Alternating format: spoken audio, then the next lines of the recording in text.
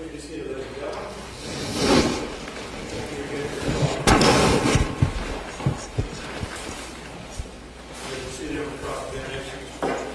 Thank you. Good morning, Dr. Waxman. Good morning. I'm Tim Kutcher. I'm one of Mr. Kirkland's attorneys. You did kind of a disclaimer when you started. You said you're not an expert in MRIs. That's correct. Okay, your expertise is to the PET scan. That's correct. So the MRI DTI, have you heard of that? I've heard a lot about it. I am not an expert in that area. I did make a call probably about a year ago to the person who is the head of the American College of Radiology in charge of the different panels, and said, do you equate the MRI that you have as part of your standard table analysis with DTI? And she said, no, it's not. Dr. Waxman, rather than tell me what other people said, I'd like your information, please. Okay, so my understanding is that DTI is not included as part of the recommendations in performing studies at this time, that there's going to be a separate indications for DTI at this point in time. They're not available. Okay, are you familiar with the Neurography Institute? I don't know what that is. No. Do you have any opinion on this statement? When a routine brain MRI shows no abnormality, DTI can often reveal the actual injury that is invisible on a standard MRI. I would leave that up to the experts in DTI. Those people that have had the expertise would be able to answer that better than myself.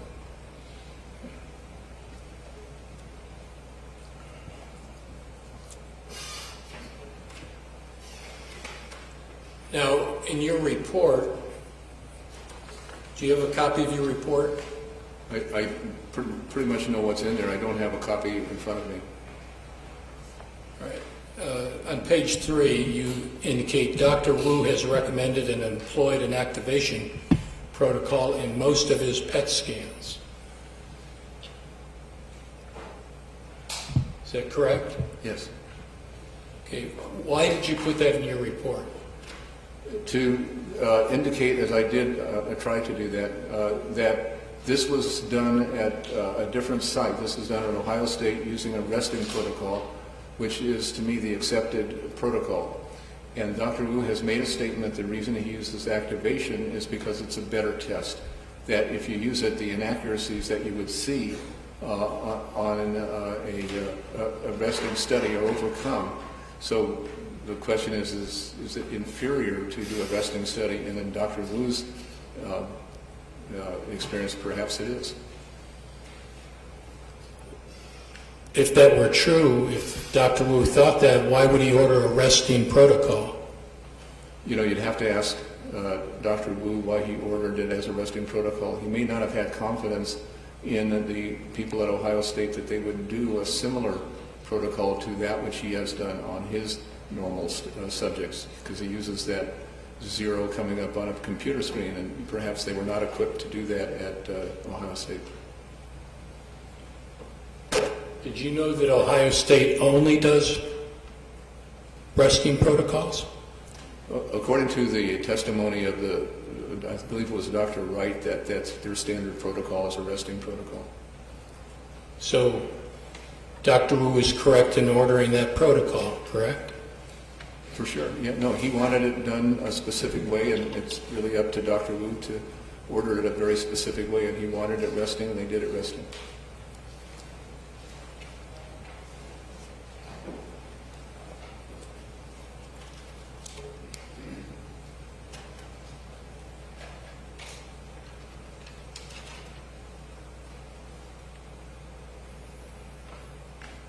How many times have you testified as an opposing expert with Dr. Wu?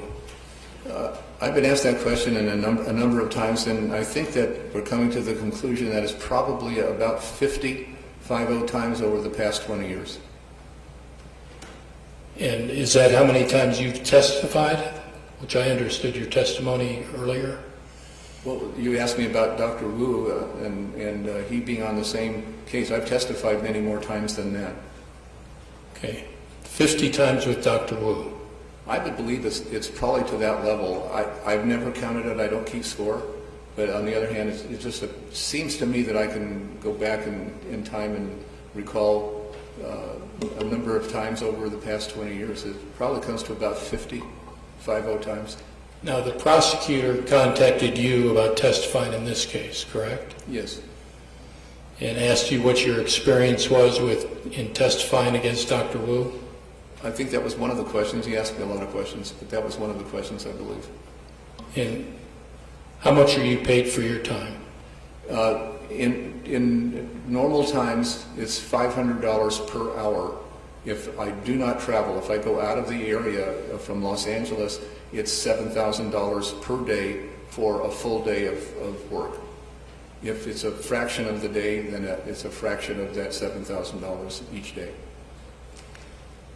Well, the prosecutor, so in this case, how much have you been paid? I haven't been paid anything at this point. What is your outstanding invoice for? I have not prepared an outstanding invoice. The trip here was 2 full days thus far and a fraction of a day today. So that would be about $17,000? I would think it would probably be at that level. Okay.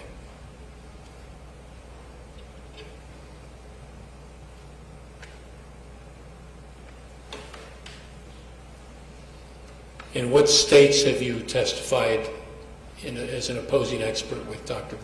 Well, for the most part, it's been in California. That's where Dr. Wu's headquarters is.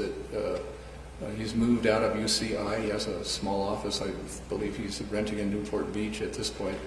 So most of the cases come out of the Southern California area, and they're generally within that area.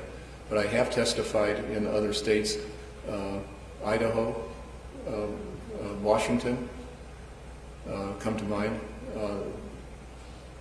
I've not really testified. Oh, I think I've testified in Florida. Where Dr. Wu is the opposing expert? That I don't remember. I don't think, because he usually does the death penalty cases in Florida. I don't believe I've had a death penalty case in Florida.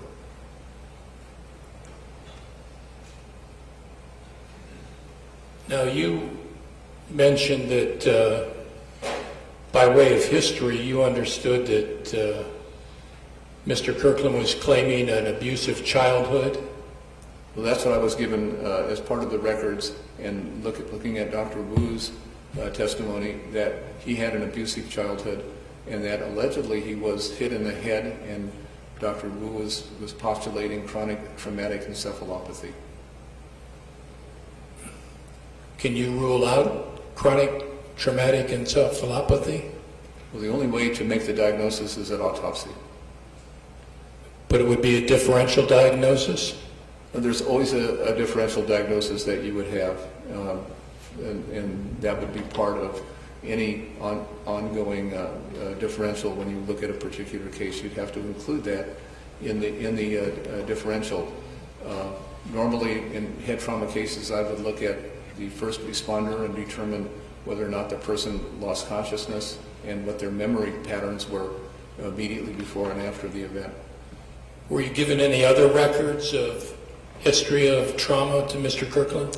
He had a biking accident quite a few years ago, and there was not a lot of information associated with that in terms of what his status was at the time of that injury. Anything else? Not that I can recall. You don't recall a car accident or a Queen City Barrow accident? No, just a biking accident. So I believe you did testify that you need more information about his history. Is that correct? Well, the information I would like on the history is to determine whether you call this a minor head injury or is it something more. And certainly if he had been struck in the head and a number of times had severe concussions over time, then one might be able to say, well, I would include in the differential chronic traumatic encephalopathy. but you would know that there's no imaging test that's appropriate for that particular disorder at this time that's considered as clinical. The tau, phosphorylated tau protein has been looked at. It's not really ready to go in terms of a commercial test or a useful test. Are you familiar with Dr. Bennett Omalu? No. He was the pathologist who was involved in a lawsuit against the NFL. No, I don't know enough about that circumstance. I don't know the pathologist. You don't know anything about CTEs and Dr. Omalu? I know about CTE. I don't know the doctor you're referring to.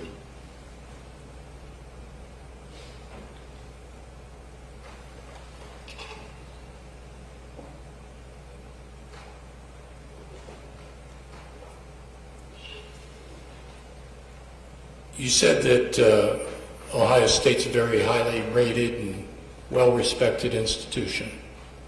It's one of the best in the United States as far as their medical center and their programs are very highly rated. There was a criticism in your report about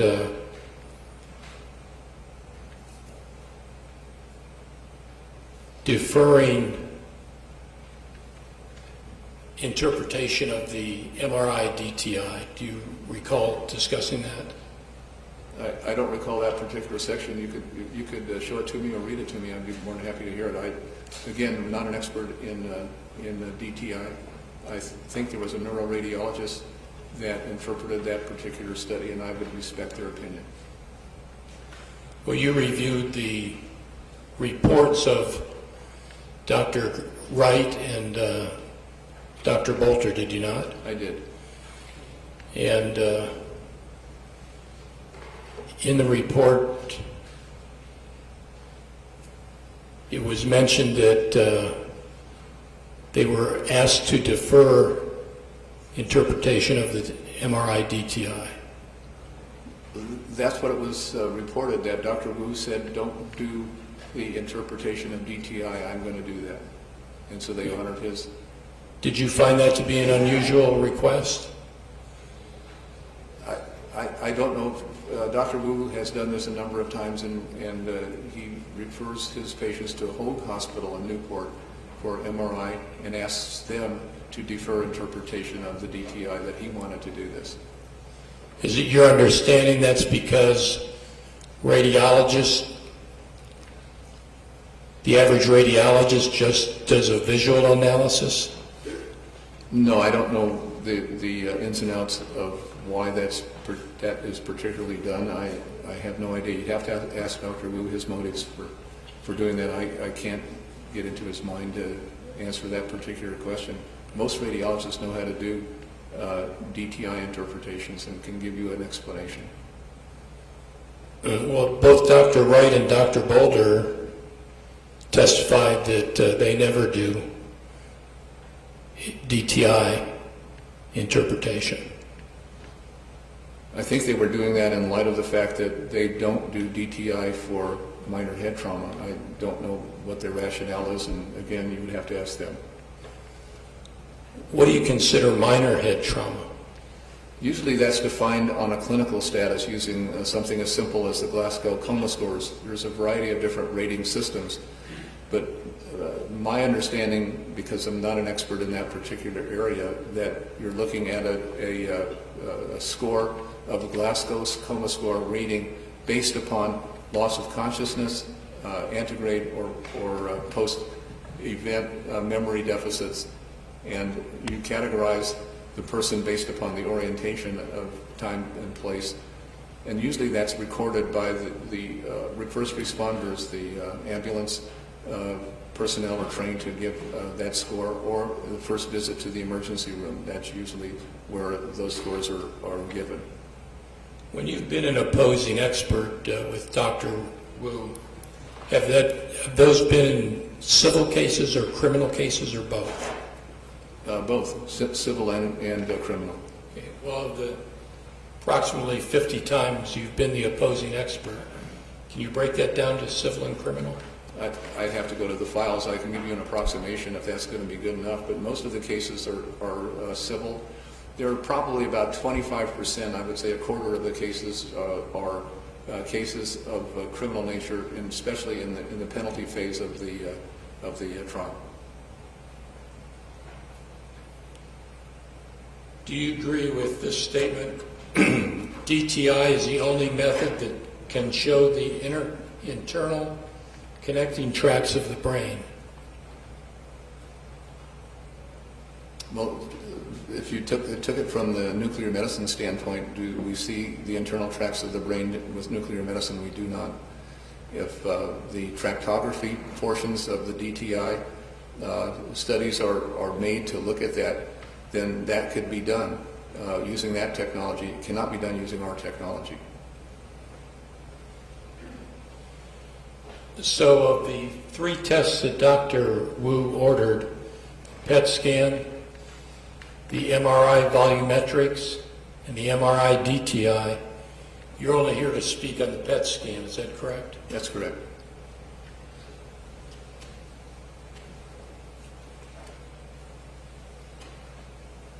Is it true that radiologists such as yourself, the first step to analyzing a PET scan is by visual analysis? And again, just a minor correction. I'm not a boarded radiologist. I'm boarded in nuclear medicine, which is a separate subspecialty board. So I'm boarded in nuclear medicine, and we are responsible for the PET scans and reading PET CT.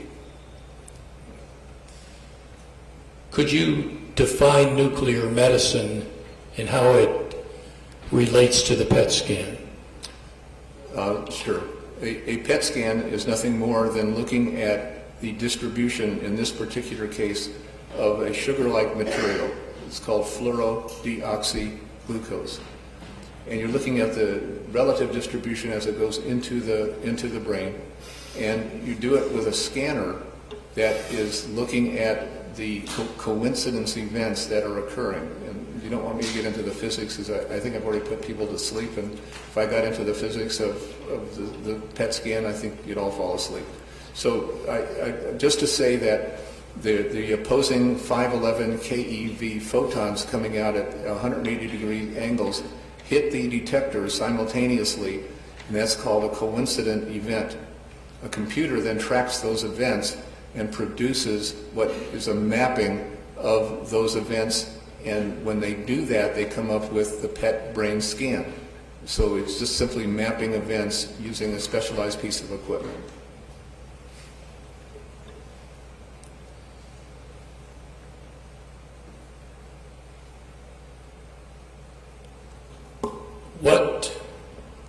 Excuse me.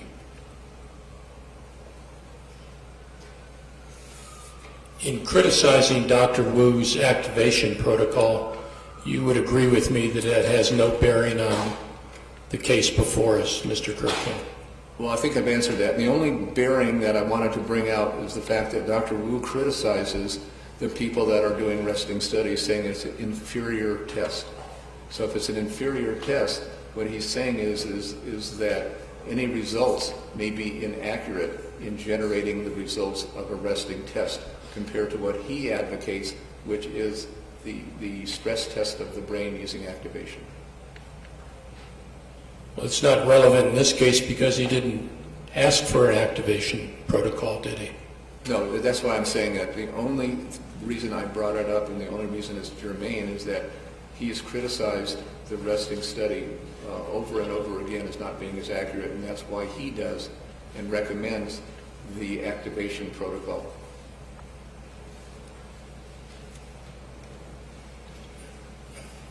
Now, you indicated a Dr. Bushbaum? B-U-C-H-S-B-A-U-M, Buxbaum. Trained Dr. Wu That's correct. at the University of California, Irvine. Dr. Wu was a fellow under Dr. Buxbaum. After graduation from medical school, Dr. Wu had a fellowship in molecular imaging, is that correct? It was a regional fellowship. It was not sanctioned by any of the AMA groups, because in today's world there are residencies and fellowships under the guise of the AMA committees. Yeah, that was done not under an AMA type of a program.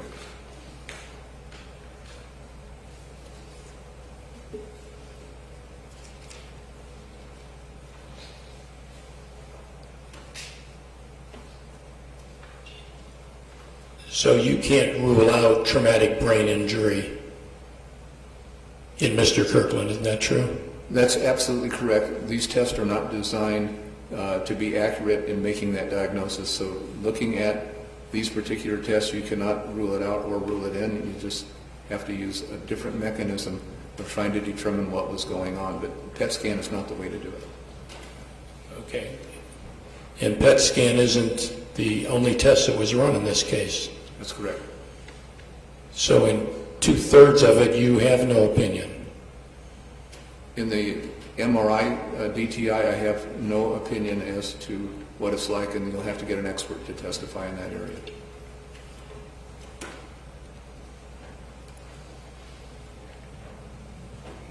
Dr. Wright also testified, Dr. Wright from The Ohio State University, testified that they don't do statistical analysis there either.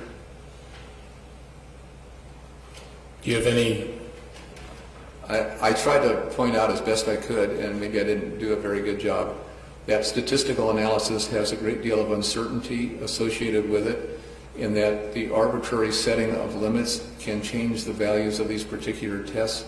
I still think it's an area of works in progress, and right now we've done limited work in that area, and I tried to show that study that we did and was presented at the San Antonio National Meetings, that normal people have multiple 2 standard deviation areas, voxels of the brain, and that's not unexpected or abnormal. So that could be a part of a normal finding.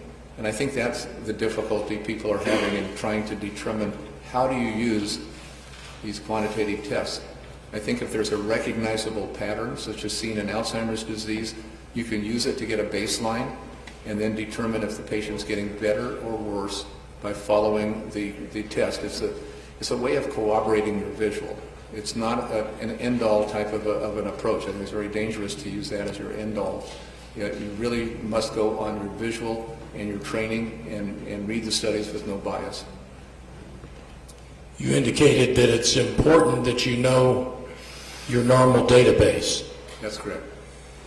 After Dr. Wu's deposition was taken in April of this year, you asked for and received Dr. Wu's normal database, correct? Yes, I did. Okay. And did you attempt to replicate his findings? Well, today what I showed is we used his normals to do the quantitative analysis to show that Mr. Kirkland was really one of the better analyses that were done in terms of the numbers of voxels and the extent of voxel abnormality. And it's my mistake to even say voxel abnormality. It's better to say voxel variation, because many of the voxels in the normals exceeded the voxels of the increased activity as compared to Mr. Kirkland. So we did use the normals, I think correctly. We did the comparison of the normals to Mr. Kirkland using the same statistical program and got the answers that we showed today.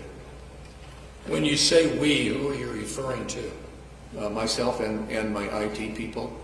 How many IT people? Formerly I had 2. I'm down to 1 person who I can depend on to do the analysis. Very experienced computer person that knows the different programs that are made to analyze the data. We use a program developed at University of Washington by Dr. Minoshima, and it's a widely used program. It's used throughout the world. Who makes that program? You can get it. When I was president of the Brain Imaging Council, I wanted to attract more members to the group. So we offered that as an inducement to join the group, then you had a copy of Minishima's program and the instructions and the license to run that quantitative program. We brought in a lot of people to our Brain Imaging Council by offering that. So it's widely used. It's made by the University of Washington with permission from Dr. Satoshi Minishima. Now, in your report, you indicate he needs to know his error rate. And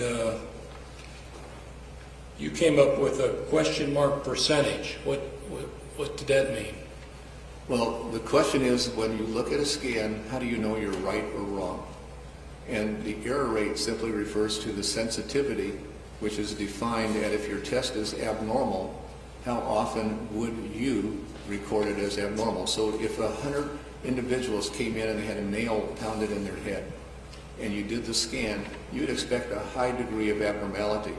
And if you ran it with 100 people with a nail in the head and 90 of those people came back with an abnormal scan, you would say the sensitivity is 90%. 90 out of 100 had an abnormal scan. Likewise, if you had 100 people from normal database, let's say Dr. Wu selected 100 people in a normal database, and you did the PET scan on those individuals, how often would you say that the study is normal? So you would expect a very high specificity if the people were normal, all normal coming in, and you read these studies using a computer technique. If, on the other hand, every study is read as abnormal, your sensitivity would be a high. If you ran 100 people and you read them all abnormal, 100 people would be abnormal and you would have a sensitivity of 100%. If, however, you had 100 normal people and you read all of those individuals as abnormal, your specificity would be very close to zero. So the question that I would always have is, great, we're given sensitivity because Dr. Wu's testified that he always reads the studies as abnormal. There's only one individual that he told Mr. Gibson he's ever read as being normal in all the studies he read. And when you estimate the number of studies that were read, it's pretty close to 1,000.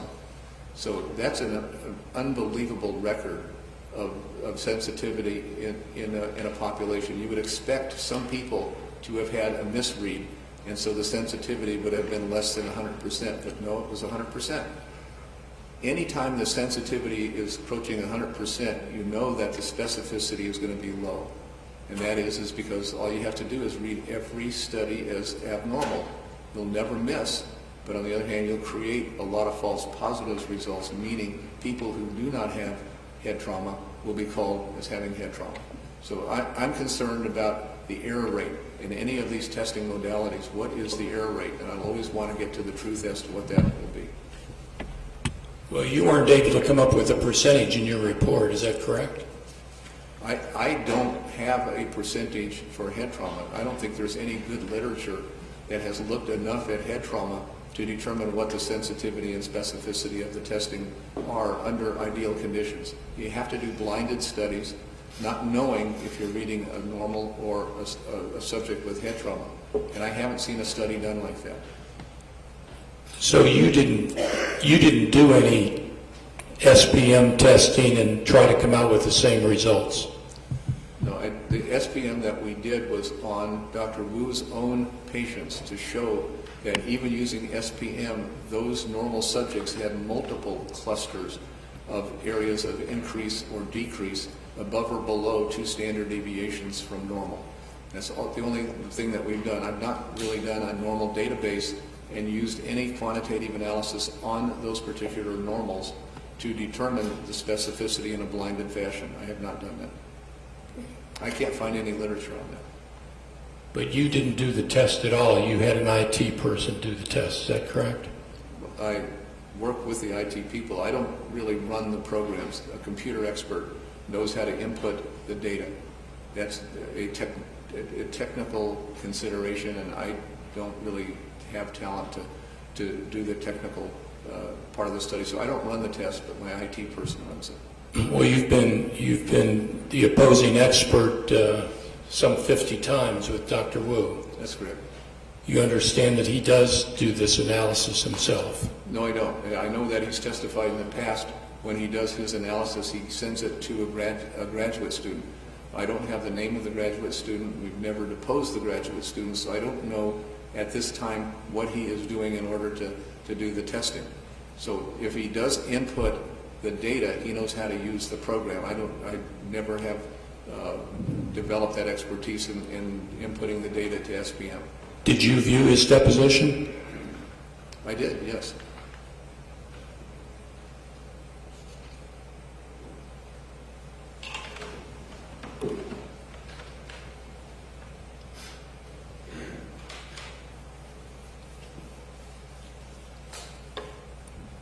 Dr. Wu used both the gray scale and the rainbow scale, did he not? He does both. Did you do both? Certainly did. Did you do tractography? That's DTI. I don't do that. I'm not an expert in that area. So if it shows the changes that Dr. Wu testified about, you'd have no opinion on that? I don't have an opinion with regard to MRI or DTI. I'd leave that to another expert who's got greater experience and understanding of that area.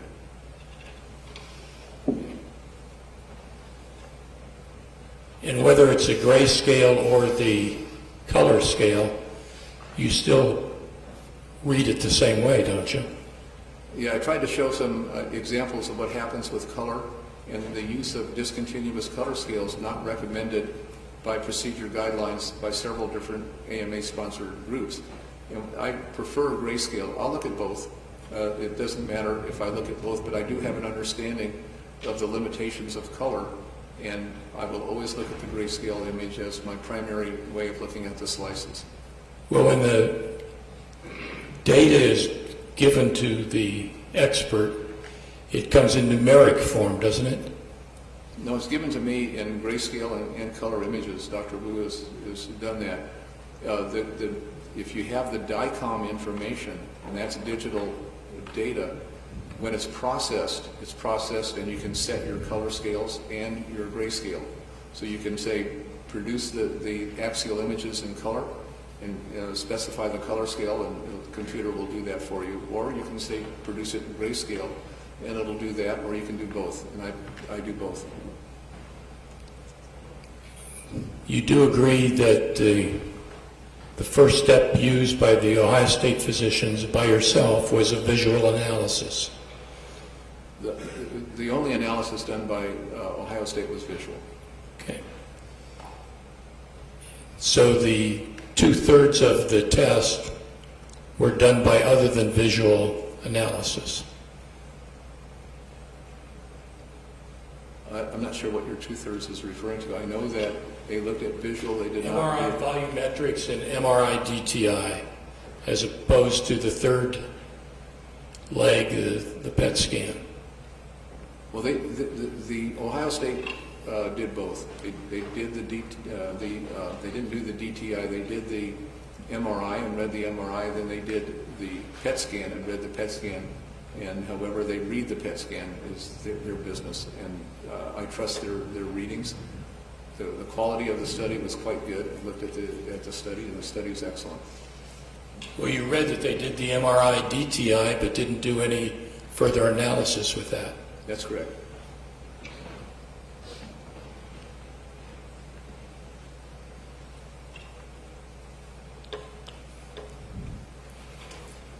Since you've been in this business almost 35 years. I'm getting pretty old. I've been around for a long time. I was board certified in 1972.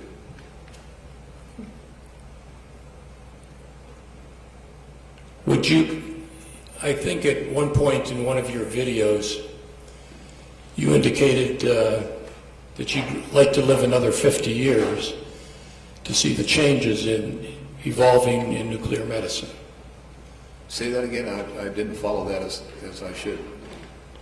That You've created some videos. in the past, sure. And you commented in one of those videos that you would like to live another 50 years to be around for some of the changes that are evolving through PET scans. I think I probably said that many, many years ago. Now I'm just asking for 10 more years, and I think I'd be pretty happy. What kind of changes have you seen in the last 10 years? You know, there's great instrumentation that has been developed. The instruments are improving, and I think there's new radiopharmaceuticals. So, for example, I would expect for head trauma to see molecules that are different than the current molecules, the FDG, and maybe coming up with some phosphorylated tau markers, because some people feel that maybe that's going to be the next step. I have good friends in the industry. One of the people that work for a company called AVID, Abbott, who developed the amyloid markers, is also working on tau. And I said, Mike, is tau coming out pretty soon so we can look at head trauma? He goes, it'll probably never be used for that. The signal is too weak, and we can't really, with any certainty, make that diagnosis. The only way to make a diagnosis of chronic traumatic encephalopathy is autopsy, and that's his personal opinion. So I just don't know what's going to happen. I'm very optimistic that there's a lot of science on the horizon and good things will happen. But right now, I can only comment on what I'm able to use and what's available to me right now. And what's available to you right now is not a way to look at brain injuries by use of a PET scan.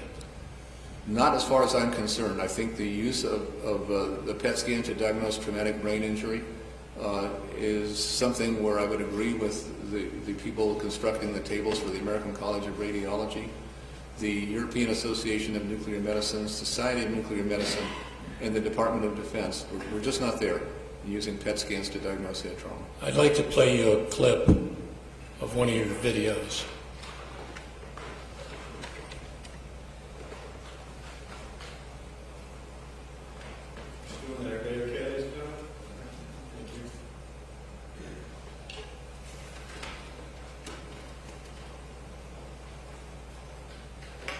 Well, because the workhorse again is the fluorodeoxyglucose, we can actually look at other disease processes other than cancer and do it very effectively. So for example, we're now using fluorodeoxyglucose to look at brain metabolism.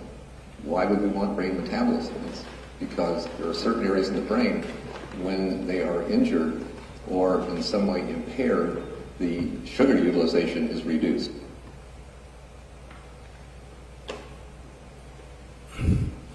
Well, I used to be a pretty good-looking young guy, right? That's a long time ago. That's great.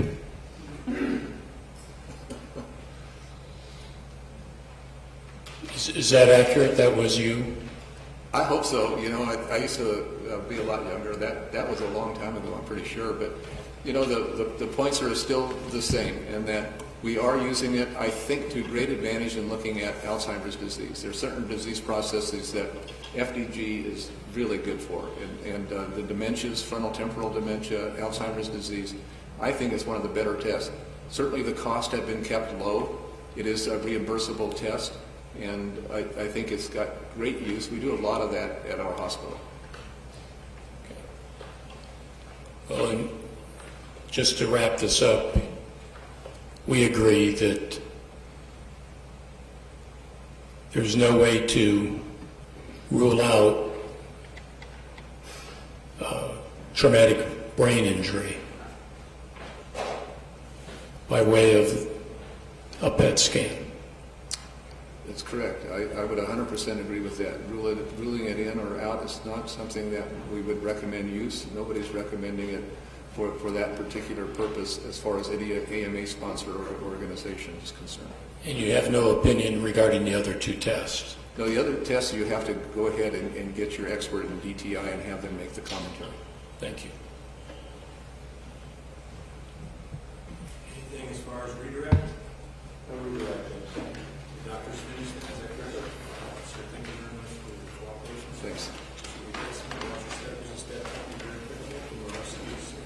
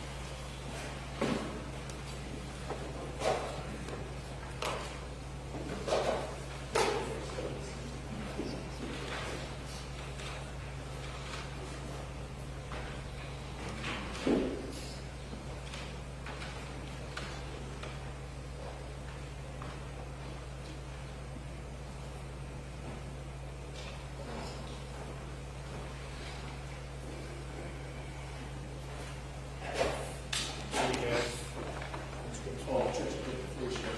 We do it. Okay. This is the day. What we're doing, ladies and gentlemen, you've heard this before, but you're about to hear a videotaped deposition. By agreement of the parties, each of you will be provided a written transcript of the testimony to assist you. Should you find a discrepancy between what you thought you heard versus what you see in writing, the audio control, you will decide based on the audio. There were some objections that we made to it. Okay, thank you very much. All these notes, I just got to get them all. Thank you. You may hear objections again in this deposition, ladies and gentlemen. Those have already been withdrawn or ruled on by myself, so you can treat them as if they are not there and listen to the question and the answer and go from there. Thank you. Thank you, Mr. Wood.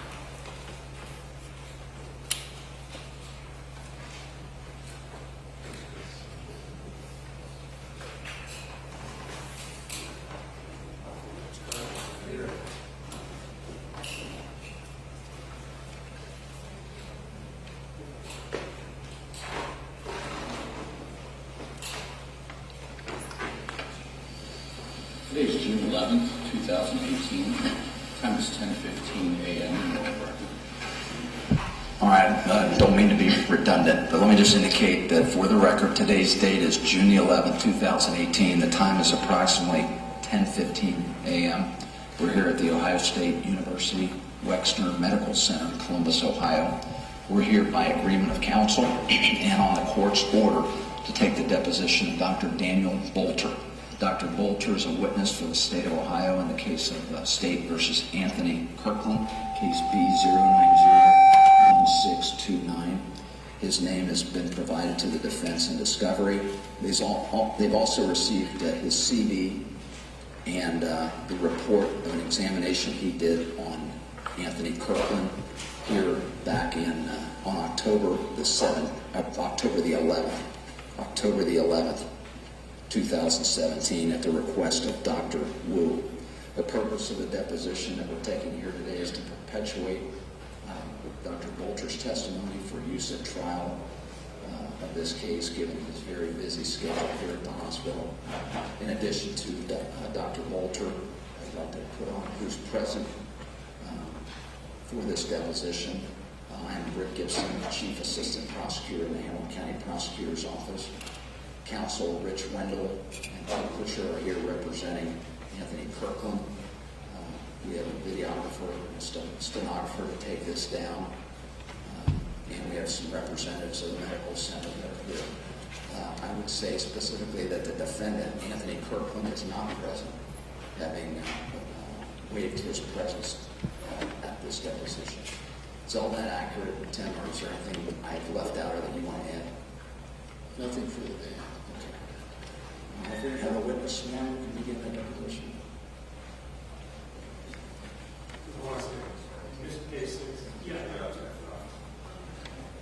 Yes. Sir, would you state your name and spell your last name for the record, please? Yeah, my name is Daniel Boulter, and my last name is spelled. The transcript that I have goes from page 5 to page 7. I have page 6. We can make copies for that. They can just follow along. They're not. Let's do this, okay? Listen to page 6 as we go along here. They'll make copies for everybody. If everybody's okay, we'll just continue with the deposition. If somebody feels that they missed something, couldn't hear or whatever, okay, just raise your hand and we'll back it up. Is that fair with everybody? Okay. Okay. We'll try with it. Just do whatever you got to do. You're fine. You want me to turn down the wireless mic, please? I think I already did. Yes, so we'll see, and then we'll tweak it. B is in boy, O-U-L-T-E-R. And what do you do for a living? I'm a neuroradiologist here at the Ohio State University Wexner Medical Center. Do you live in the Columbus area as well? Yes. All right. Yeah, what's that? Tell me a little bit about your educational background and training that enables you to hold the position as a neuroradiologist here.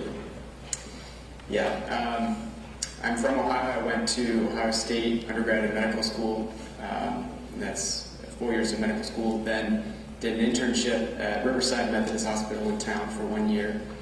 Did 4-year radiology, diagnostic radiology residency at the Medical University of South Carolina in Charleston, South Carolina, and then did a 2-year neuroradiology fellowship in Boston at Massachusetts General Hospital. Completed that in 2014 and started here immediately after. So you've been here approximately 3.5 years or so at this point. Yeah, just about 4 years now. Are you a physician licensed to practice medicine in the state of Ohio? Yes. And do you hold board certification in any specialized fields of medicine? I have board certification in diagnostic radiology and then subspecialty certification in neuroradiology. And what are your duties here at Ohio State University Wexner Medical Center entail? I interpret MRIs and CAT scans of the brain, neck, and spine in adult patients. That's what I do 95% of the time. I'm also the clinical director of magnetic resonance imaging, or MRI here, so I'm in charge of all the MRI scanners, the physician director overseeing the technical operations of all the MRIs at Ohio State, including all the outpatient sites. I also do some procedures as well. Can you tell us, just so a layperson would understand, what the MRI brain scan is and what it's used for? Yeah. So an MRI machine is a very powerful magnet, electromagnet, and the patient goes into that, and then we put radio waves into the patient, and then have a coil that listens to what comes back out, and then software based on the protocols that we put in, the sequences as we design them or set them up, we'll interpret that information and generate images, and then we interpret those images to be, for a meaningful result for that patient. Okay. And what is it you're looking for when you do this exam? What are some of the things you're looking for? We see all kinds of both normal and abnormal patients in a daily basis. So we see patients with trauma, traumatic brain injury. We see patients with stroke, with tumors, defection, anything that can go wrong, we see it. And how often do you perform or do you review MRI brain scans? Every day, so 5 days a week. Okay. And that's what you've been doing for the last almost 4 years. Yeah, and obviously in training before that for another 6 years, yeah. How many do you think you've done over the span of your career? MRIs of the brain, at least 20,000. Okay. When you do an MRI brain scan, when it's completed, do you look at the scan itself and try to make findings, try to make determinations of whether it's normal, or if not, what problems you see? Yes, absolutely.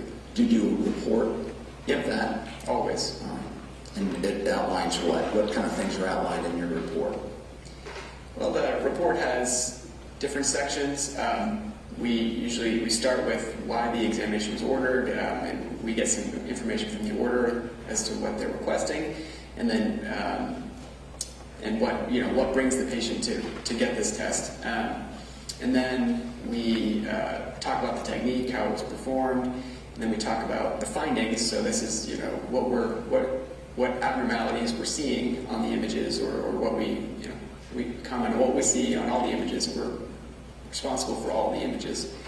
And then our impression is, taking all those findings, the things that we see, and putting it together for, what do we think is the answer? What do we want? What's the take-home point of this test? And in every one of the MRI brain scans you've done, 20,000 you said, did it involve looking at it and trying to ascertain or make findings? Every one, yeah. Okay. There wouldn't be a point to doing it if you weren't going to make findings. Would that be fair? Right. At this time, Tim, I'm going to tender Dr. Boulter as an expert in neuroradiology, unless you have some questions about his expertise. No objection. Dr. Boulter, if I could, let me direct your attention to October the 11th, 2017. You were working at the Ohio State University Waxman Medical Center that day? Yes. And was a patient brought in to have an MRI brain scan performed without contrast, that patient being Anthony Kirkland? Yes. All right, you talked about orders before. How does a patient come to you to have that procedure performed?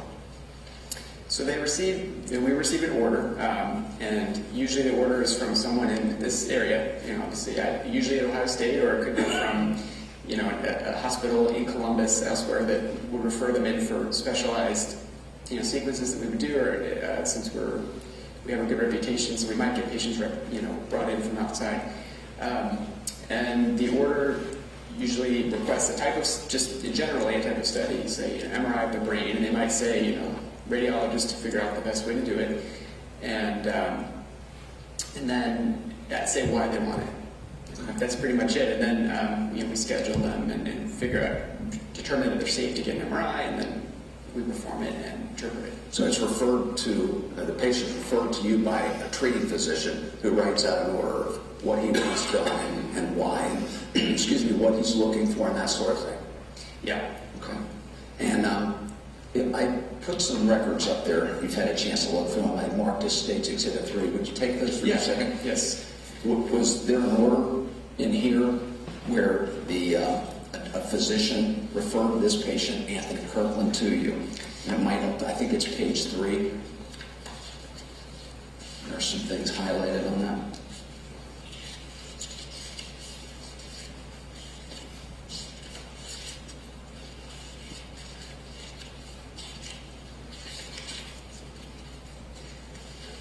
Okay, yes, I found it. And is that in fact page 3 with some highlighted notations? It's page 10, but it does have the, at least down here, but it does. Oh, it is page 10. I apologize. It's okay.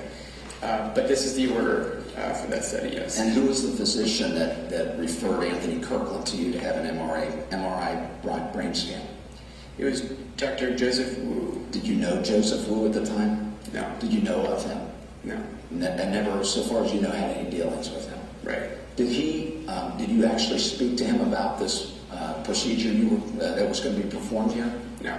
Did he send you any specific instruction how he would like it done and why he thought this patient needed an MRI?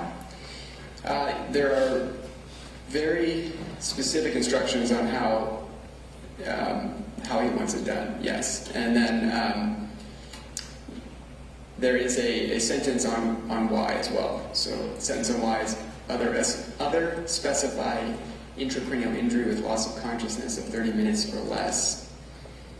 And then there's several lines of sequence parameters, and then it ends with please defer DTI interpretation. Okay. Did you, I asked you if you knew the doctor, or were you familiar with this patient, Anthony Kirkland? No, I had heard the day that the patient was coming in, because obviously we have to take precautions when a prisoner, we take care of prisoners here, but special precautions for imaging a prisoner. Okay, that's all you knew That's about all I him? knew, yeah. That he was in the custody of the Department of Corrections? Yeah. And he was being brought to you to do this brain scan? Yeah. Okay, you didn't know anything about his history or what put him in there or anything like that? All right. Did it give you did Dr. Wu send you, besides what is in that order, anything about his history? Did he send you any specific information about suspected head injuries or brain injuries? No, other than this initial line that just says other specified intracranial injury. Did he ever send you any other medical records from any other institutions or anything like that? No. Was there anything in Dr. Wu's order for this MRI brain scan that you found to be unusual to you? The most unusual thing was asking to perform it but not interpret portions of it. The please defer DTI interpretation. I've never ever been asked to not interpret some of the images from a study. Is he asking you not to make findings? Yeah, the interpretation would be findings, impression, anything. The interpretation is the findings and the impression. So basically, saying don't say anything about it. And you've never, 20,000 MRIs you've been involved in, you've never had that instruction before? Never. Okay.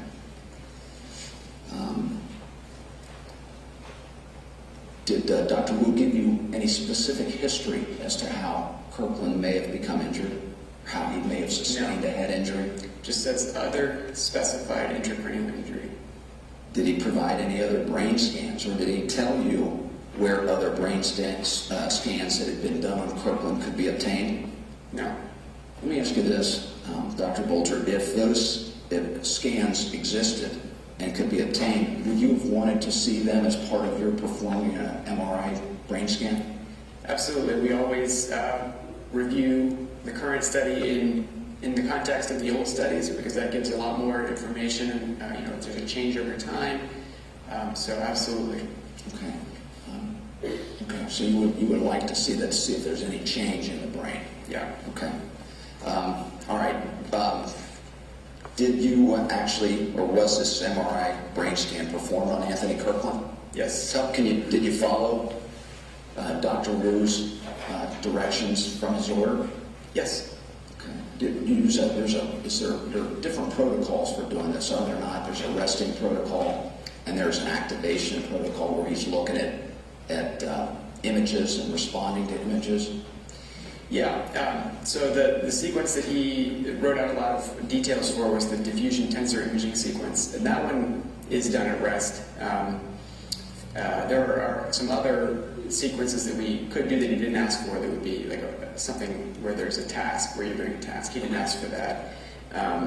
So as for diffusion tensor imaging, and put a lot of parameters. So we followed those parameters. The only thing that I didn't follow was deferring the DTI interpretation. Okay, but you did. They had the scans done exactly as they were requested, the resting protocol. Yes. Okay. Were there any complications in the MRI? Any problems that were encountered? Not that I'm aware of. How long would it have taken to complete this MRI brain scan? The entire study, probably about 30 minutes, 30 to 40 maybe. Okay. And you had a chance, when it was completed, to review the MRI brain scans? Yes. I think the report that you did is contained on page 11 and 12 of those records, is that correct? Yes, that's correct. All right, and can you tell us, and if you need to just read it straight out there, what the findings were that you made after you reviewed Anthony Kirkland's MRI brain scan? Sure. So findings were brain, no parenchymal signal abnormality is identified, no evidence of edema or mass lesion, no evidence of hemorrhage, no diffusion restriction or other evidence of acute infarct is identified. And then at a section for diffusion tensor imaging, which is the DTI sequence that you'd asked for, white matter tracts appear visually unremarkable on diffusion tensor imaging of the brain. Please note, however, that quantitative voxel-wise analysis was not performed, as this is not routinely available outside of research settings and may not provide clinically relevant findings in individual patients.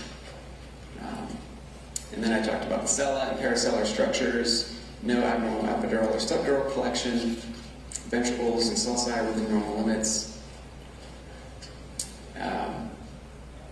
and talked about the skull and the extracranial structures. My impression was no macroscopic post-traumatic sequelae identified, such as cerebral hemorrhage, contusion, or encephalomalacia.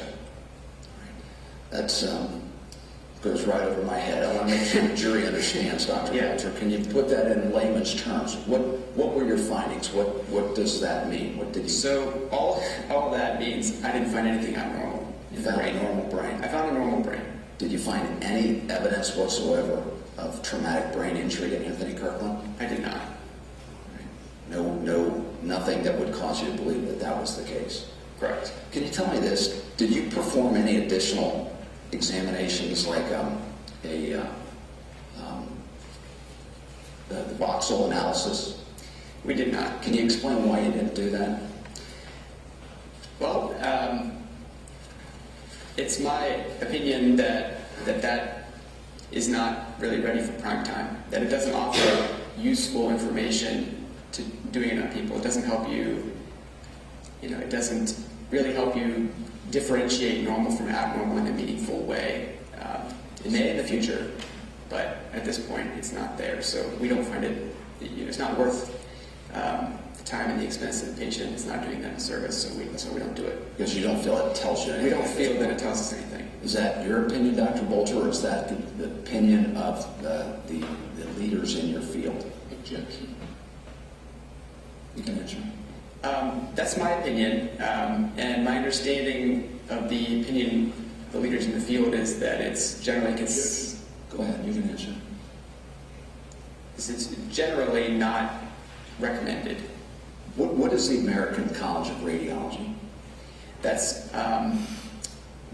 for my specialty. It's an organization that puts out consensus statements and has an organizing body that reviews literature and provides levels of evidence for doing something or not doing something.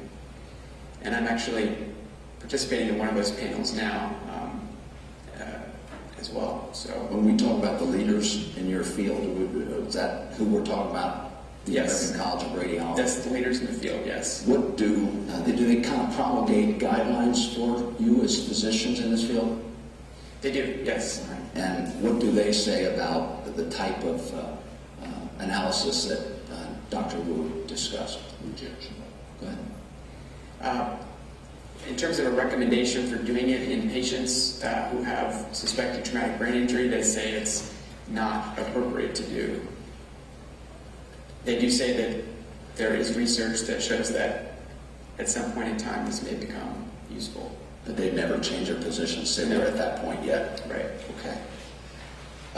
Dr. Boulter, when you had completed the examination of an MRI brain scan of Anthony Kirkland, would that report and the scan have been sent along to Dr. Wu, the requesting physician? Yeah, I believe so. We get the reports to the physician, and if they're outside, then we can get faxed to them. Okay. And did you have any further dealings with either him or with Anthony Kirkland after that? No. Okay. Dr. Boulter, thank you. I believe that's all the questions I have. Okay. Can we go off the record for a moment, please? I need to see. Sure.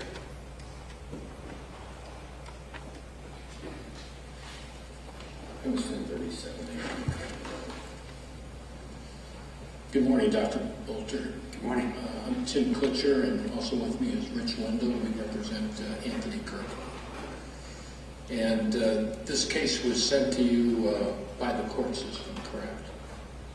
I believe so. I know the order had Dr. Wu's name, but I believe the court, had a role in it. And I assume that's because of your relationship with the penal institutions in the state of Ohio. Yes. You have a contract to do work. Yes, for the prisons. Yes. Okay. Now, you found no evidence of any traumatic brain injury, is that correct? Correct. There were no fractures that you noted? Right. I'd like to show you what's been marked for identification as State's Exhibit 1. And ask if you've seen that before.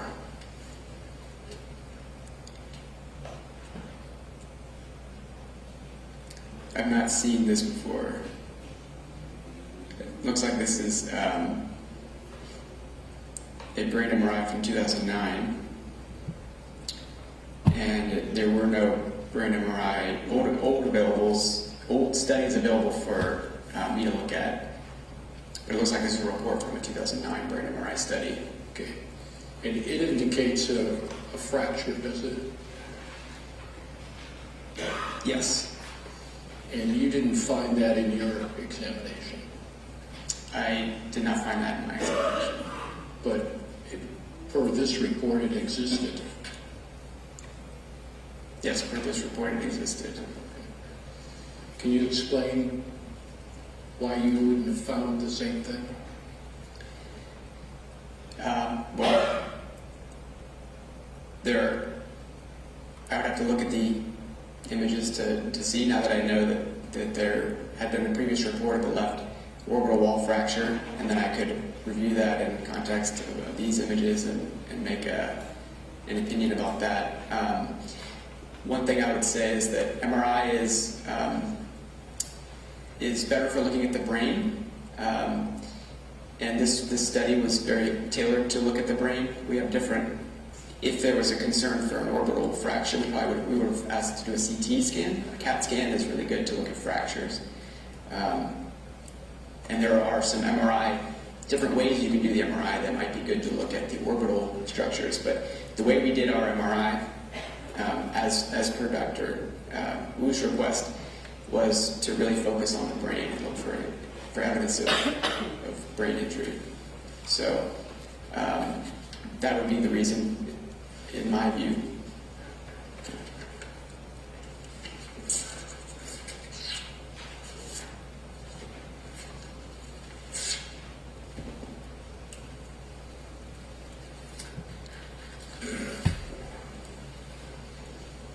Now, under diffusion tensor imaging, you have, please note, however, that quantitative voxel-wise analysis is not performed, as this is not routinely available outside of research settings and may not provide clinically relevant findings in individual patients. Yeah. Okay. And I believe you said that it's a position, in your opinion, that this is something that would be more readily used in the future. You expect it to be. I do, yeah. Okay. In fact, since you've been in this field, there have been pretty advanced changes in neuroradiology, have there not? Yes. For example, have you been involved in diagnosing any CTEs? We see traumatic brain injuries every day, and we do studies frequently for patients who have, who they think have a post-concussive syndrome clinically, and because they had a severe brain injury and they're acting differently afterward. So we do that. We don't do DTI in those patients, but we do scans of them. And for the edification of the jury, CTE stands for chronic traumatic encephalopathy, Yes. and is widely known as what football players suffer. Yes, I believe so. Now, you're familiar with tractography, Yes. and was that performed? Not in this case. And how would you get to making a tractography image? So tractography images you produce on a workstation, and they're very, very, very user dependent. So you can generate, you draw circles. You draw a circle, two circles, and the computer tries to connect all the dots between those circles, and then you can change a bunch of thresholds and generate a tract. And what we use them for is in brain tumor patients, when the surgeon needs to know if a tumor is involving the tract, and so we want to give them images of that.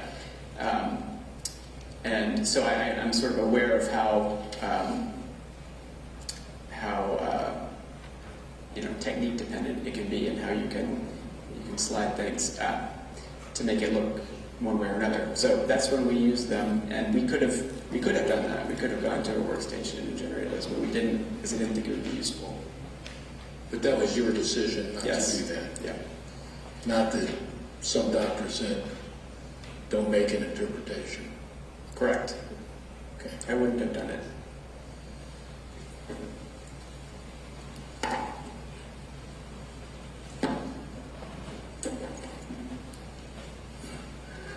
I'd like to show you what's been marked for identification as Defendant's Exhibit 3O. See this before, Rick? Thank you. Can you identify what that is? It looks like a tractography and it's labeled Anthony Kirkland Corpus Callosum Tractography MRI scan dated 10/11/2017. What does it purport to represent? Well, I'd have to look at the images that were used to acquire it. So I'd have to look at where the voxels were placed, how wide is the field of view. So I can't really interpret this in isolation without all of that, to see how it was produced. But now it does indicate a right and a left, does it not? It indicates a right and a left, but it's a 3D image, so it's sort of like you're rotating an object and looking at it from the right side or the left side. Okay. And would you expect for the symmetry to be the same? Well, based on this, I can't tell symmetry because I would have to look at it from above. And here I'm looking at it from right and left, so I'm seeing, it's sort of like looking at two sides of, if you were to look at the right side of my face and the left side of my face, I wouldn't be able to tell you how symmetric it is from the front. I would have to look, in this case, from above to see how symmetric it was.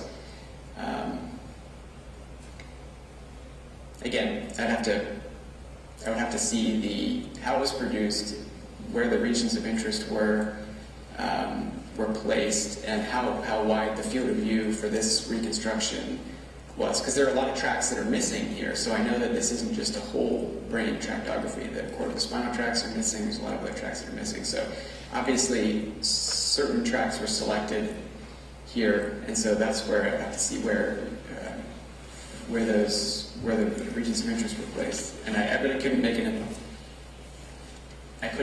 be intellectually honest about making an interpretation of this image without those. Does it appear to be asymmetrical? I can't tell symmetry from right to left on this, as I said, but so I can't comment on that. In doing quantitative voxel analysis, did Dr. Wu indicate how many voxels he wanted to be contiguous for?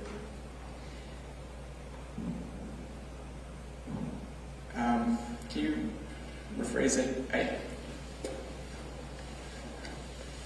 I believe Dr. Wu's instructions included 30 contiguous voxels. Does that make any sense to you? I don't think that it said that. So a voxel is sort of like a pixel on an image, except voxel means it's a volume, so it's 3 dimensions. So instead of a pixel will be 2 dimensions, a voxel is a cube. So every image is contained of voxels, and the entire image is full, and so that I don't know what that would mean. We don't take any voxels out or put any voxels in. The image is the image. It's contained of however many voxels are in the image. So I don't recall anything about 30 voxels, and I don't know what I would do with that information. He did say 30 directions, gradient directions, and that's what we did. And that's just a measure of how sensitive or how sensitive to water diffusion the DTI scan is. So you can do a longer scan with higher number of directions, or a smaller, lower number of directions. But that's the only thing I see. Who is Danielle Skinner? I do not know who that is. His report was electronically signed by Danielle Skinner. I don't know who that is.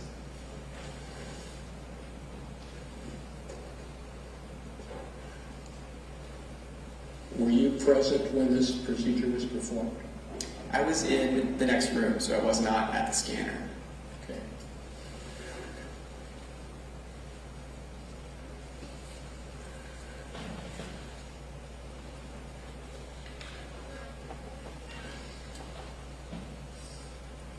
I'm showing you what was electronically signed by Daniel Skinner. Yes. Does that refresh your recollection? It doesn't help anymore. I still don't know who Daniel Skinner is. My guess is that since Joseph Wu doesn't have access to our health system record, he can't order a test through our IHIS. He would have to be within our computer network or maybe send it in. Maybe this person entered it for him. I'm not sure. I don't know who Daniel Skinner is. Presumably, wouldn't she be an employee of Waxman? I would assume, but I don't know. Okay. There's a lot of employees. But you weren't present at the time that the procedure was performed. I was in the next room, which is about 50 feet away, and closed door in between when it was performed, and then immediately thereafter is when I got the images and interpreted them. Well, what makes the images? So we have what are called technologists, MRI technologists, that are specially trained to run the MRI scanner. They run it under our direction, and they scan patients every day, day in, day out, and they only do MRIs, the MRI technologists. And so they operate the scanner, they execute the protocols that we've developed for them.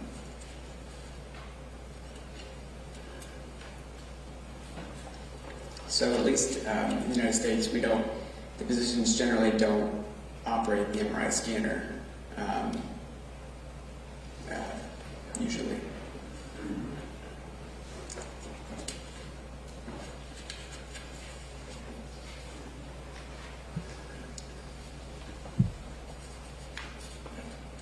Now, the defense has made an effort to speak to you prior to this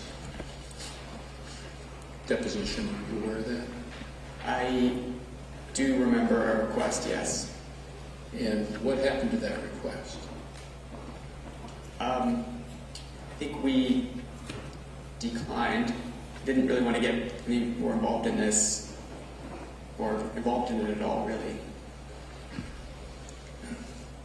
So the case comes in, you perform the test, and you really don't want to talk about it. No, I didn't want to be involved in a death penalty sentencing medical legal case. I prefer to take care of patients, and I leave that to smarter people like yourself.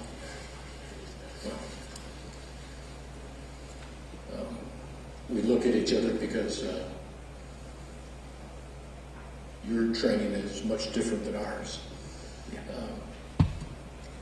You did meet with the prosecutor, however, prior to this time, isn't that correct? We did meet with the prosecutor. And it was the defense that requested the test, but you spoke with the prosecutor and refused to speak to the defense. Is that correct? That is correct. I think it was more a matter of timing, because the prosecutor did speak to us, reached out to us pretty quickly, and I think that was before I realized that I didn't really want to be involved in this, and I didn't need to. Okay. Would you agree that DTI can often reveal an actual injury that's not revealed on a standard MRI? That's what the research indicates, that's an emerging possibility. So that's what you mean when you say that in the future you expect this to be That's what I mean, yeah. routine clinically? It might get to that point. It's definitely not now. Okay. Can you explain how the DTI is performed? So it's just one of the types of MRI sequences that we can use, and it looks at the movement or the ability of water to move and the direction that the water is moving in the brain. And so what that is useful for is it helps to show white matter of the brain, which is sort of like pipes and tubes where water is moving in one direction along the white matter. Whereas, and so it connects the different parts of the brain. So the gray matter is where the thinking happens. The white matter is sort of transmitting signals. So you can get a sort of a picture of which direction the white matter is moving and how much of it is there. Does that help you with making a differential diagnosis? It is one piece of information. So lots of things can cause the white matter to be abnormal in the diffusion tensor imaging sequence. So you would use that in conjunction with all the other sequences and the available clinical history to come up with a differential diagnosis. When you're talking about the tubes and where the water goes, are you talking about neurons? Yeah, so these are the axons of neurons. So neurons have a cell body, and then they have a long tube that connects other neurons. So it's part of the Those are axons? Yeah. And that's how the brain communicates throughout? Yes.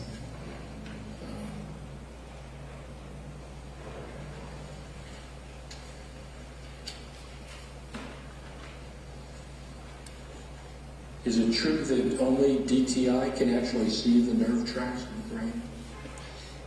No, we can see the nerve tracts on every sequence, and we frequently see white matter disease. And actually, white matter disease in general happens in 95% of our patients. As you age, you get white matter disease, and we're not clear what causes it. But so you can see the white matter with every imaging technique, but DTI gives you something that the others don't, which is that it tells you the direction of the fibers, and so that can help you look at a specific tract. So a lot of times these pipes, these tubes, cluster into tracts where a big grouping of them moves all in the same direction. Would you consider the DTI to be more sensitive test than a basic MRI or CAT scan? I would consider that it would be more sensitive. I would also say it's not, sensitivity has to be weighed against specificity, and specificity is often more important. To say that if there is an abnormality on the test, is it real? Does it mean the patient actually has disease? That's, I think, an issue in my opinion, that's the reason why this isn't used clinically now, because that part needs to be worked out. Now, when the test is run, do you get the information from a computer? Yeah, there's a computer that takes the signals from the MRI scanner and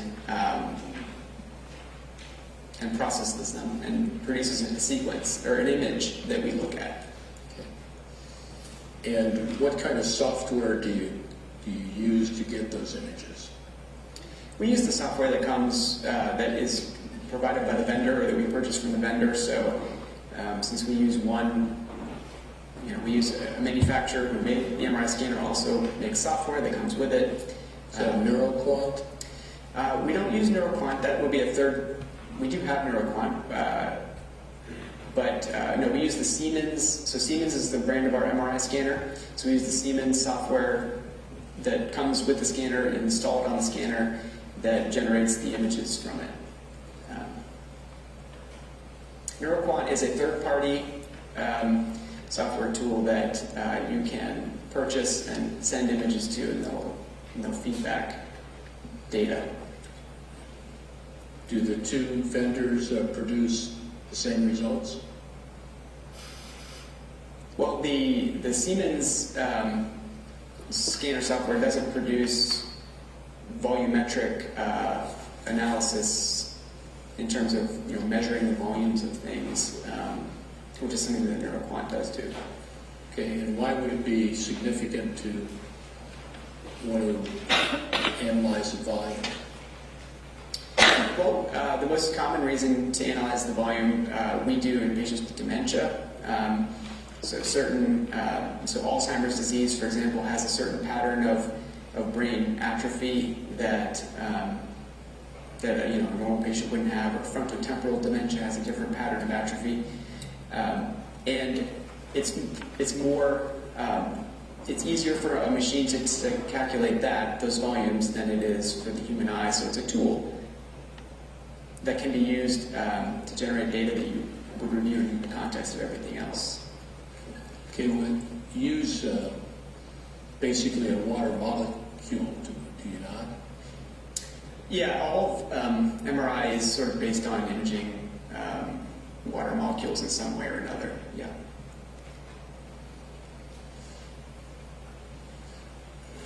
And the tractography is merely a modeling technique to visually present these Yes. tracks. Yeah.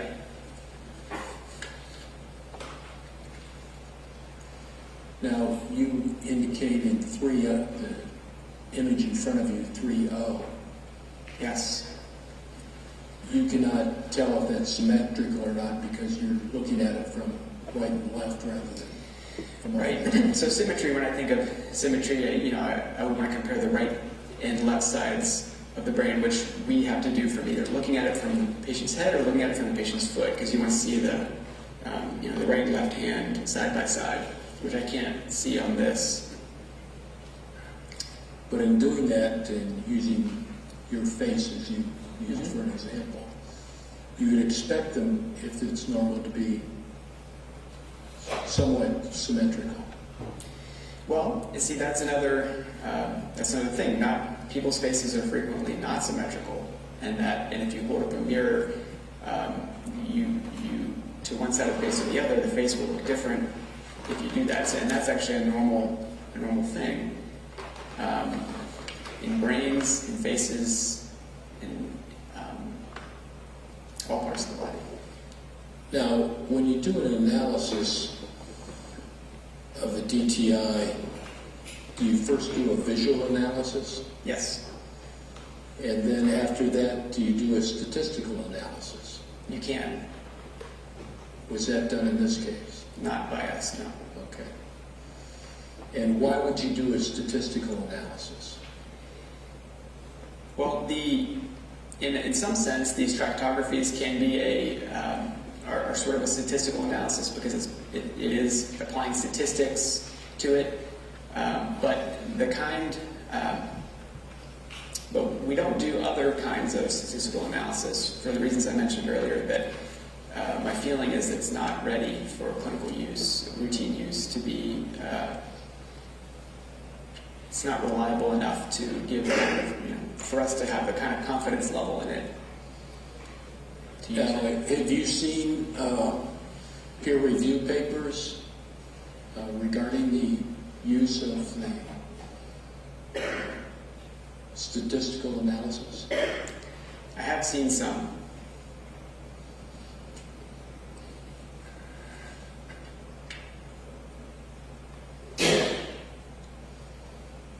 And the DTI actually measures the strength of connections between the neurons, does it not? It can be sort of a marker of the strength of connections, I guess you could say. It's literally just measuring water and how much of it is going in one direction or another. But we take that to, be useful in determining how intact those axons are.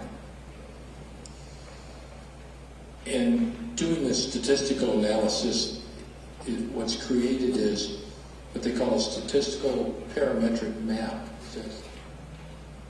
And that's not something, you can do that with lots of different imaging techniques. We don't do that in this case, or in these cases. Because you don't believe it's clinically... I don't think it's ready for prime time. I think that the specificity isn't there. I don't want to call somebody abnormal and give them a diagnosis of something if there's not a pretty good chance that that's actually true.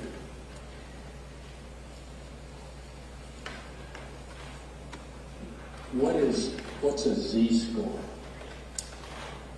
It's a statistical term, and I'm not a statistician.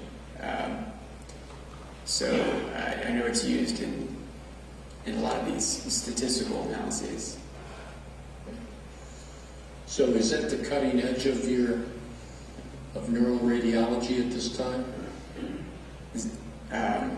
Z-score, can you rephrase? Using statistical analysis in a clinical sense? Well, there's a lot of cutting edge areas. This is an area of research, obviously, for sure. There are lots of areas of research, however, and that's oftentimes why you have to do the research, is so that you can, because it's usually not, you have to work out the kinks first. So this is an area of active research, absolutely. And is part of the comparison in the research to compare it to a normal database? Yeah, most studies have a database, a normal control database, in order to. So that's where the statistics comes in, is comparing to a normal database.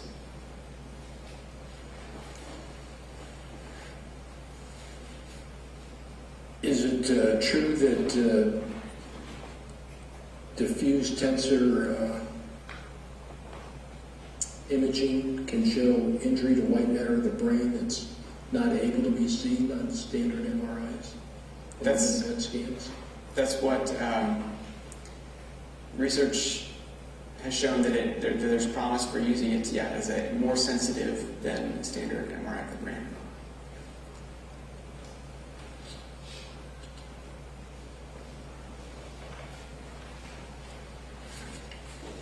Have you ever done the statistical analysis in any of the MRIs that you do, or DTIs? We have not.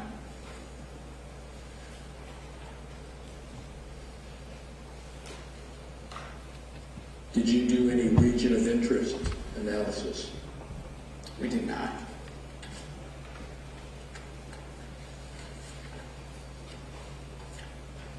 We can do 3M. 3M only 3 to 2.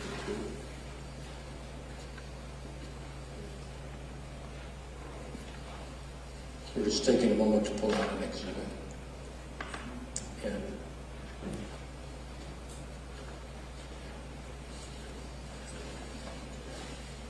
yeah.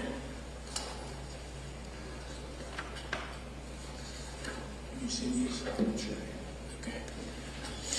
I'd like to show you what's been marked for identification of defendants 3N1 and 3N2.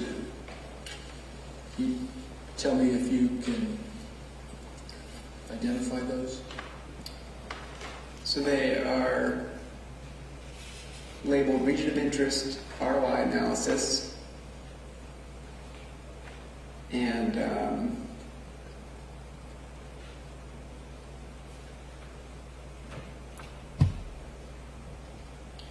I believe that these are DTI images. It's not labeled.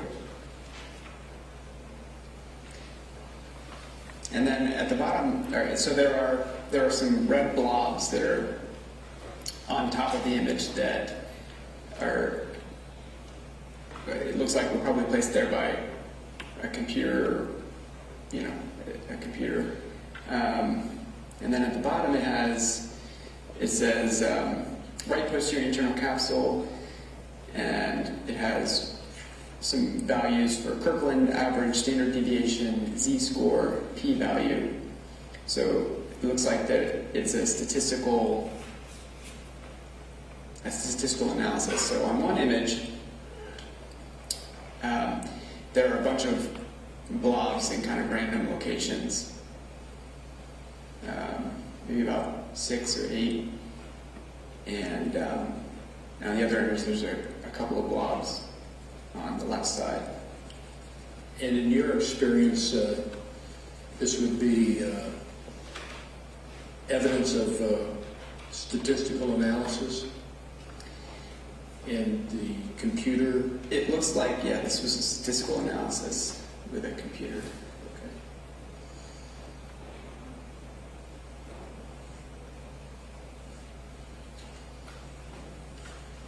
When you indicate that you weren't in the room when the procedure was performed, you never spoke to Mr. Kirkland? I did not. Did you ever even see him? Only from behind. And nobody took a history from him? Not myself. Not anybody that you're aware of? There's nothing listed in the report? Right. None of the radiologists that I know of did. Radiologists don't usually take the histories. We rely on the clinicians that refer the patients to us. Sort of, they do a comprehensive history and figure out what needs to be done, and then we come in for the imaging part and tell them what we see. May we go off the record for just a minute, please? That was 11 a.m.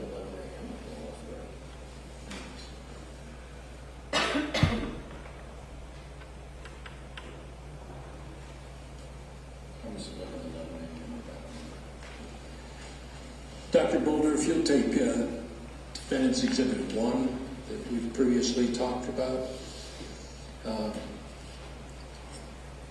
It's indicated an orbital fracture that your test did not reveal.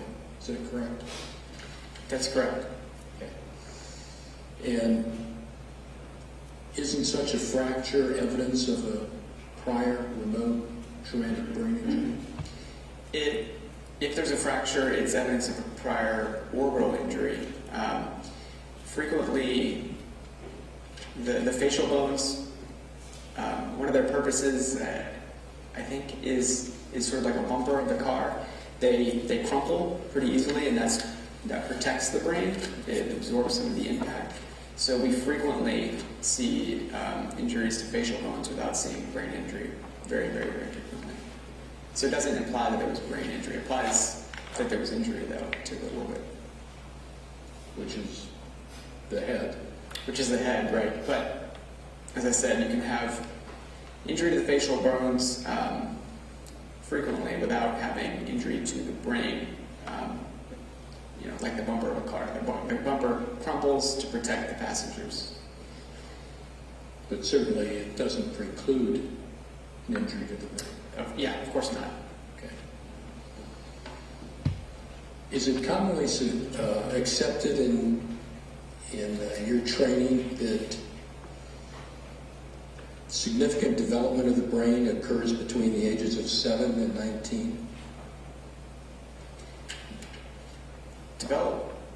Certainly development of the brain happens from conception until adulthood, and your brain continues to evolve even until your death. But In your different 20s ways. anyway. Yeah, I mean in terms of the development, and then it starts to degenerate. So, brain development is a very long process over a 20-year span. The brain regions responsible for integration of information are still actively developing between the ages of 9 and 23. Is that fair to say? I don't know as much about development of the brain in children. I take care mostly of adults, so I'm not up to date on on how to develop. I know most of the development happens before age 2. That's where the white matter tracks are myelinating, and after age 2, all the white matter should be fully myelinated. But I'm sure the brain, as I said, continues to develop throughout. I just don't know a lot about brain development in adolescence. Thank you. No further questions. Dr. Boulter, I just have one matter I'd like to go back over with. Is that the Defense Exhibit 1 that you have there?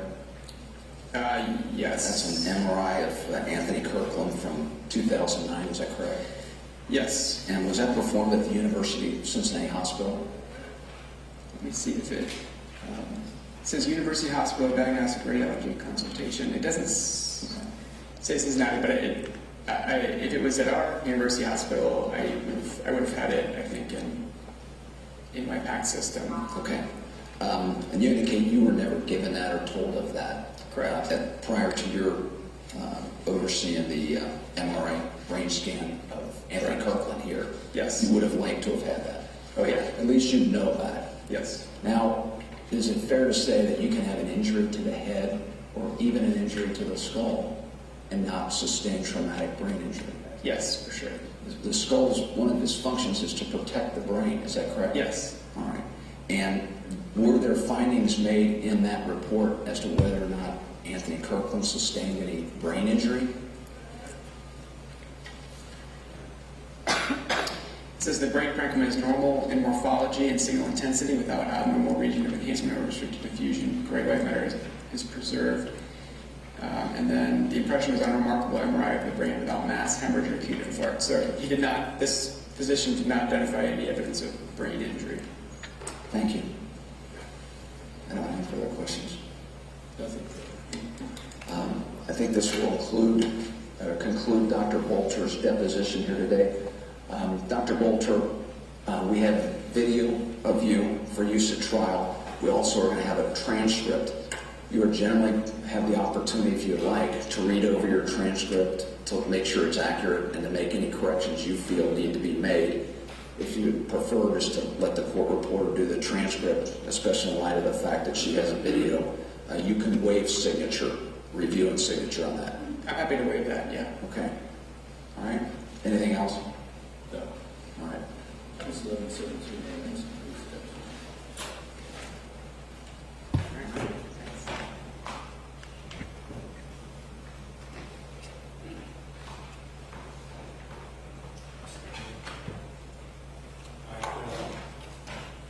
Any further witnesses at this point?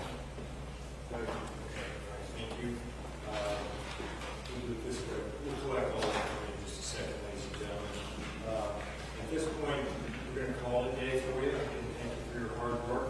The way it's going to work is tomorrow, we're going to come back tomorrow, and it's going to be here about 9:30, and we'll go earlier than 1:30. I think it might be earlier than that. I want to start now, just thinking a little bit about what's going to happen after that. I told you a little bit that on Monday, we will get the case to you. I believe that's going to occur. We have some things to take care of tomorrow. We'll go with that. Monday, then, that will begin. This case does, in fact, go to you, the sequestration process, which we talked about earlier. We don't know a whole lot about it right now. Tomorrow, we'll give you all the details. We'll start thinking about that. That will actually start with, hopefully, on Monday with lunch. In other words, if it works out the way that we think that it will, we'll start with providing you lunch. We'll go to your deliberations that night, and you will go to the hotel, whatever, and go from there.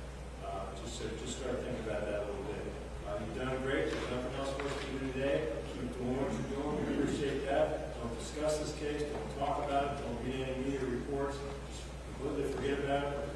It sounds like that's exactly what you're doing. We appreciate that. So get it back here tomorrow at 9:30. Don't even think about the sequestration in the weekend. It's not happening tomorrow. The earliest will be on Monday. It's looking like that's going to occur. Before anything else.